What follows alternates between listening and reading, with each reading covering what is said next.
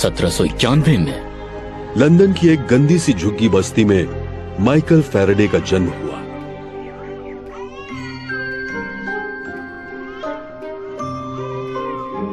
वो पढ़ाई में बिल्कुल अच्छे नहीं थे।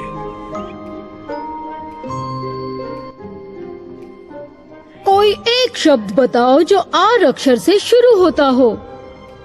बोलो। रैबिट।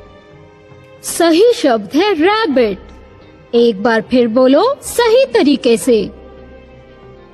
रैबिट। मेरा मजाक बना रहे हो क्या? मैंने तुम्हें आर अक्षर बोलना नहीं सिखाया है।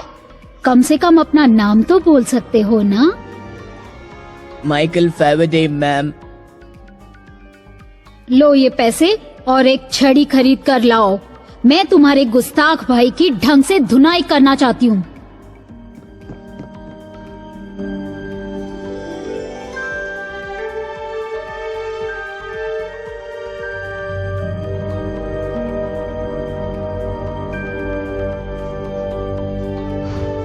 कहते हैं उस दिन के बाद माइकल फैराडे कभी दोबारा स्कूल नहीं गए।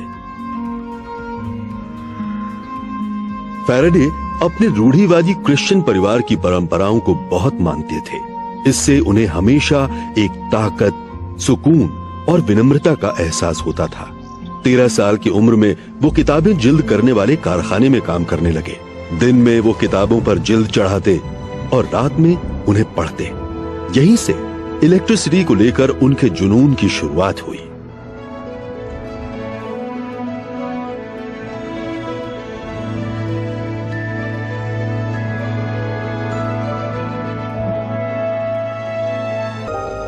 उस शो की शुरुआत यहां लंदन के रॉयल इंस्टीट्यूशन में हुई थी। हम्फ्री डेवी न सिर्फ उस दौर के माने हुए वैज्ञानिक थे, बल्कि उन्होंने कई केमिकल एलिमेंट्स भी खोजे थे, जैसे कि कैल्शियम और सोडियम। वो एक मंझे हुए शोमैन भी थे। इलेक्ट्रिसिटी का उनका शो लोगों को बेहद पसंद आता था। रोशनी थोड़ी कम कर दीजिए। अब मैं आपको उन 2000 ताकतवर केमिकल बैटरीज की ताकत दिखाऊंगा जो हमारे पैरों के नीचे हैं, बेसमेंट में मौजूद हैं। और अब सांसें थाम कर देखिए इलेक्ट्रिसिटी की जबरदस्त ताकत किस तरह हमारे आने वाले कल को रोशन कर सकती है।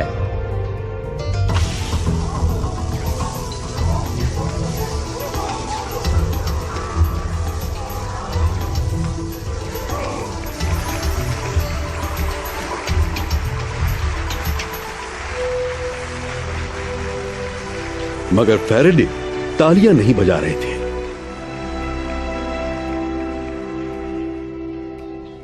वो डेवी के भाषण का एक एक शब्द लिख रहे थे। बुक बाइंडिंग का काम उन्हें आता था, इसलिए उन्होंने उसे इस किताब की शक्ल में बाइंड कर लिया। शायद ये तोहफा देने से उस महान वैज्ञानिक के पास जाने का मौका मिल जाए।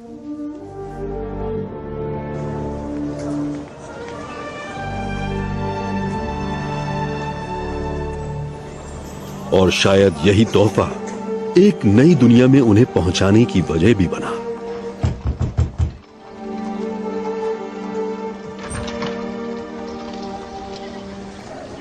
गुड डे सर, मैं ये पार्सल सर हम्फ्री को पहुंचाना चाहता हूं।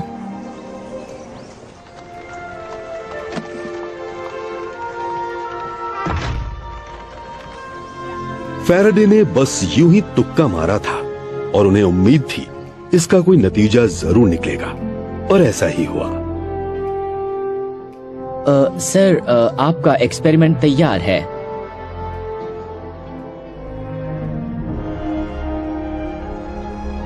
एम्पर ने बताया कि इस एक्सपेरिमेंट में बेचारे डुलॉन की एक आंख और 3 उंगलियां खराब हो चुकी हैं।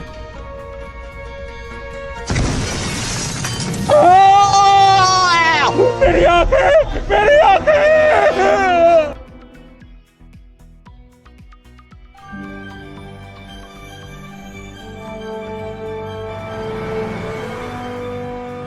जब मशहूर वैज्ञानिक हम्फ्री डेवी के चेहरे पर एक केमिकल एक्सपेरिमेंट से हुए धमाके से चोट आई, तो उन्हें माइकल फैराडे की याद आई, जिन्होंने बड़ी बारीकी से उनके भाषण का एक एक शब्द लिखा था और उसे बाइंड भी किया था। तुम्हारी यादाश्त काबिल तारीफ है नौजवान। मुझे भी फिलहाल एक सेक्रेटरी की सख्त जरूरत है। सर, विज्ञान की सेवा करना तो मेरा सपना रहा है। मेरे ख्याल से तुम बुक बाइंडिंग का ही काम करते रहो। विज्ञान तुम्हारे बस का नहीं है। और वैसे भी तुम्हारी जो माली हालत है उसमें तुम्हारे पास कोई काम धंधा तो जरूर होना चाहिए। धंधे तो लोग सिर्फ अपनी खातिर करते हैं, वैज्ञानिक तो पूरे समाज के बारे में सोचते हैं सर। मेरे ख्याल से तुम पहली बार किसी वैज्ञानिक से मिल रहे हो। जल्द ही फैराडे ने डेवी का सारा काम संभाल लिया। कुछ दिनों के लिए मिला काम पक्की नौकरी में बदल गया और रॉयल इंस्टीट्यूशन उनके लिए घर की तरह हो गया। दिन में वो लैब में डेवी की मदद करते थे।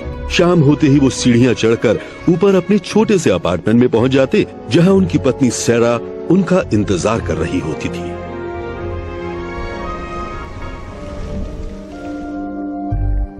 हम्फ्री डेवी और केमिस्ट विलियम वॉलस्टन एक ऐसी अजीब सी चीज को लेकर एक्सपेरिमेंट कर रहे थे जो आगे चलकर बहुत काम की बन गई। एक्सपेरिमेंट की तैयारी पूरी हो चुकी है। अब सर्किट बंद करो डेवी और ध्यान से देखो। ये सुई आखिर इस तार से दूर क्यों भाग रही है? काश मुझे पता होता, मगर लगता है इलेक्ट्रिक करंट की वजह से ये तार एक चुंबक की तरह बर्ताव कर रहा है। इलेक्ट्रिसिटी और मैग्नेटिज्म में जरूर कोई रिश्ता है। अगर ये लगातार घूमे तो कितना अच्छा हो। जरा सोचो, अगर हमने इन ताकतों को काम में लिया तो क्या से क्या हो सकता है। जब तुम्हारी सफाई खत्म हो जाए फैराडे, तो तुम भी इस पर हाथ आजमाने की कोशिश करना। डेवी भले ही अपने नौजवान असिस्टेंट का मजाक उड़ा रहे थे, मगर फैराडे ने तो कुछ और ही ठान रखा था। तब तक इलेक्ट्रिसिटी अमीरों का दिल बहलाने वाले खिलौने से ज्यादा नहीं थी। इससे कुछ सेकंड के लिए चमकदार रोशनी निकलती या थोड़ी देर के लिए कंपास की सुई घूमती थी। इसका और कोई इस्तेमाल नहीं था। सर डियर, अपने छोटे भाई को नीचे भेजो। मैंने कुछ नया बनाया है और मैं उसे दिखाना चाहता हूँ। सबसे पहले इसे तुम चलाओ जॉर्जी।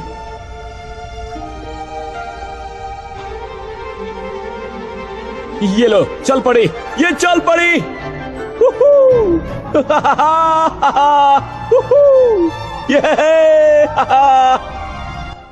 ये दुनिया की पहली मोटर थी जिसने इलेक्ट्रिक करंट को लगातार चलने वाले मैकेनिकल मोशन में बदल दिया था। बहुत मामूली दिखती है ना? मगर उस गोल घूमती सुई ने एक क्रांति ला दी। हमारी सभ्यता पर असर डालने वाला कोई भी आविष्कार या खोज इसके आगे औनी साबित हो गई।